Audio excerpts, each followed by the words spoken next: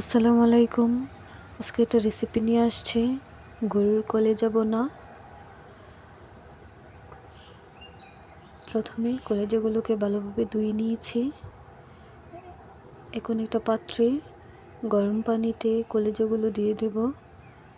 কলেজায় থাকা ময়লা জমাট বাঁধা রক্তগুলো পরিষ্কার হয়ে যাবে। বেশিক্ষণ জাল দেব না, 2 মিনিটের মতো জাল দিয়ে তুলে ফেলবো। কলেজায় থাকা পাতলা আবরণটা তুলে ফেলবো। রান্না করলে একটু নরম হবে, এটা যদি না তুলি তাহলে শক্ত হয়ে যাবে। যে এখন কিউব করে কেটে নিয়েছি। এখন কড়াইতে পরিমাণ মতো তেল দিয়ে এলাচ, দারচিনি, তেজপাতা, লবঙ্গ সবগুলো দিয়ে নেব। 1 কাপ পরিমাণ পেঁয়াজ দিয়ে নিয়েছি। ভালোভাবে নেড়ে চেড়ে নেব। যে হালকা ভাজা হয়ে গেছে, এখন পরিমাণ মতো মশলা দিয়ে দেব। রসুন বাটা, আদা বাটা, হলুদ গুঁড়ো, মরিচের গুঁড়ো, ধনিয়া গুঁড়ো, জিরা গুঁড়ো দিয়ে ভালোভাবে মিশিয়ে নেব।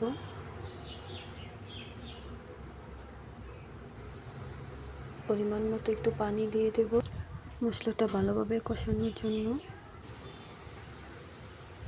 যে দেখছেন মশলাটা ভালোভাবে কষে গেছে, একটু লবণ দিয়ে দিয়েছি। মশলাটাতে তেল বের হয়ে আসছে, এখন কলিজাগুলো দিয়ে দেব। কলিজাগুলোকে ভালোভাবে নেড়ে চেড়ে নেব। মশলাটাকে একসাথে মিশিয়ে নেব কলিজাগুলোর সাথে।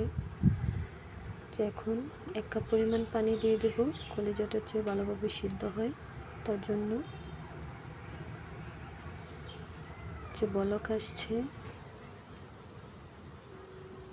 ভালোভাবে নেড়ে নেব। আচ্ছা, কলিজাগুলো কষানো হয়ে গেছে। কি সুন্দর একটা মাখা মাখা হয়েছে। যে আমার রান্না প্রায় শেষ। ভিডিওটি ভালো লাগলে আমার চ্যানেলটাকে সাবস্ক্রাইব করে দেবেন। আল্লাহ হাফেজ।